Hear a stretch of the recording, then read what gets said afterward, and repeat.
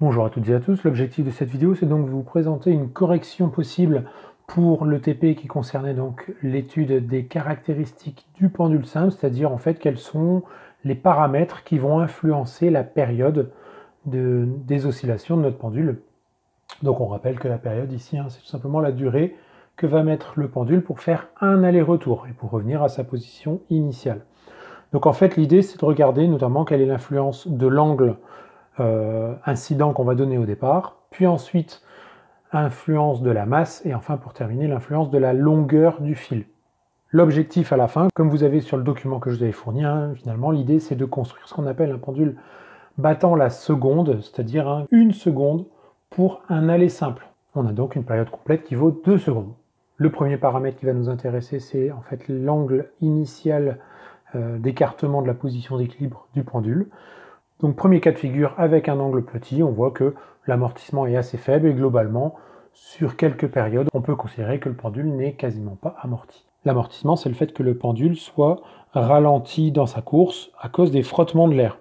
Et donc que cette période, globalement, diminue progressivement. Ensuite, avec un angle d'environ 20 degrés, là on remarque cette fois-ci que l'amortissement commence à apparaître de manière assez significative, même si pour quelques périodes seulement, on va pouvoir éventuellement le négliger. Dans le cas d'un angle grand, c'est-à-dire bien supérieur à 20 degrés, là en revanche, on voit tout de suite que dès la première période, l'amortissement est non négligeable et que le pendule, progressivement, va avoir sa période qui diminue avec le temps. Donc ici, il faut bien comprendre que du coup, pour l'ensemble de l'analyse qui va nous intéresser pour la suite de ce travail, on va toujours travailler sur des angles qu'on va considérer comme petits, c'est-à-dire en général inférieurs à 20 degrés. L'objectif, c'est de limiter complètement l'amortissement. Deuxième paramètre qui va nous intéresser, c'est l'influence de la masse, c'est-à-dire le fait que on va suspendre au bout du fil différents objets, de masses différentes forcément, et donc on va regarder si ça influence ou pas la période des oscillations du pendule. Donc ici, moi j'ai travaillé avec 3 objets différents, l'un de masse 368,0 g, un deuxième de masse 238,0 g, et enfin pour terminer, un objet dont la masse vaut 62,6 g. Et en fait l'astuce, c'est que je vais utiliser 3 objets identiques. L'idée, ça va être de pouvoir avoir les mêmes frottements sur ces 3 objets. Et pour modifier la masse, en fait, l'objet que j'ai utilisé, vous voyez, c'est tout simplement une bouteille d'eau que je vais plus ou moins remplir d'eau.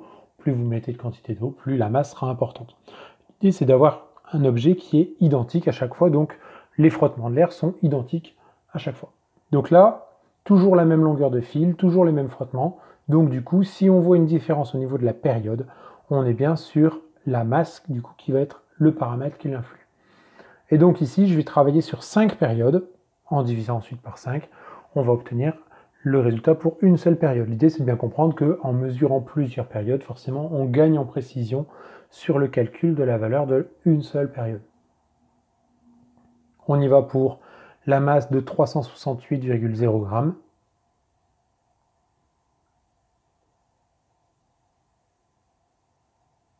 Et donc, on mesure pour cette bouteille qui a une masse totale de 368,0 g, le fait que les 5 périodes ont une durée totale de 9,16 secondes, ce qui fait donc une période qui vaut 1,83 secondes. On refait exactement la même expérience maintenant, mais pour la bouteille qu'on a un petit peu vidée, et donc la masse totale qui vaut cette fois-ci 238 g.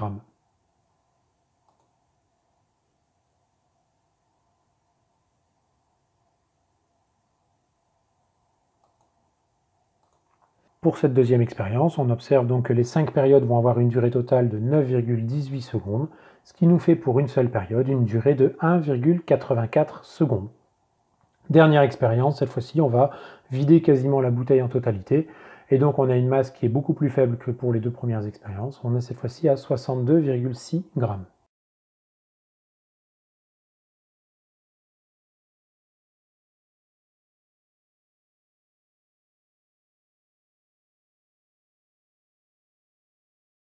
Pour cette dernière expérience, on observe que les 5 périodes vont avoir une durée totale de 9,06 secondes, ce qui fait une période de 1,81 secondes.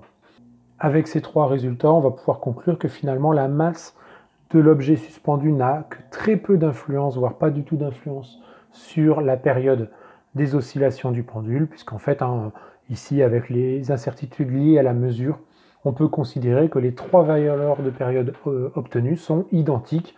Hein, on devrait même normalement quasiment n'avoir que 2 chiffres significatifs avec seulement un seul chiffre après la virgule. Donc en gros, on peut considérer que pour les 3 expériences, la période est d'à peu près 1,8 secondes. Donc même en variant en fait la masse, ça ne change pas grand-chose à la période. Et ça, vous pouvez refaire l'expérience à la maison avec plein d'autres objets. Hein. L'idée, c'est de faire ça avec plein de masses différentes. Alors attention aussi à ne pas influencer par rapport au frottement, mais voilà, on peut très bien utiliser n'importe quoi comme objet. Voilà, le chat, par exemple. Vous pouvez utiliser le lapin, le petit frère, la petite sœur, enfin n'importe quel animal qui vous passerait sous la main pour faire l'expérience. Le troisième paramètre dont on va étudier l'influence sur les oscillations de notre pendule, c'est la longueur de ce pendule, c'est-à-dire en gros la longueur de la ficelle. Attention quand même à bien mesurer la longueur entre le point de fixation de votre corde ou de votre ficelle et le centre de gravité de l'objet que vous avez utilisé. Donc moi je vais travailler en fait avec 3 longueurs différentes, une longueur de pendule à 22 cm, une à 80 cm et une à 100 cm. Première expérience donc avec le pendule dont la ficelle est assez courte, à 22 cm. On obtient une durée pour les 5 périodes de 4,50 secondes, ce qui fait pour une période une durée de 0,90 secondes. Deuxième expérience avec une longueur de corde à 80 cm.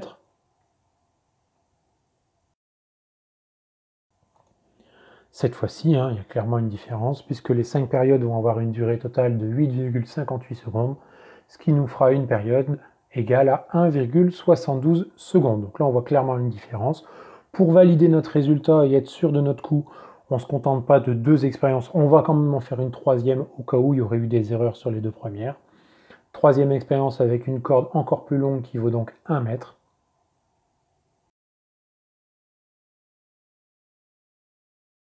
Et là, on obtient une durée pour les 5 périodes de 10,08 secondes, ce qui fait une période de 2,02 secondes. On voit donc pour les 3 résultats que la période a bien changé et elle augmente avec la longueur de corde. Par contre, ce n'est pas proportionnel à la longueur de corde, ça on le reverra notamment dans le cours. Donc on peut en conclure que pour ce travail, en fait, sur les 3 paramètres qui vont influencer la période des oscillations du pendule, l'angle initial va avoir une petite importance puisqu'en fait ça va influencer la période à cause des frottements de l'air, c'est ce qu'on va appeler l'amortissement.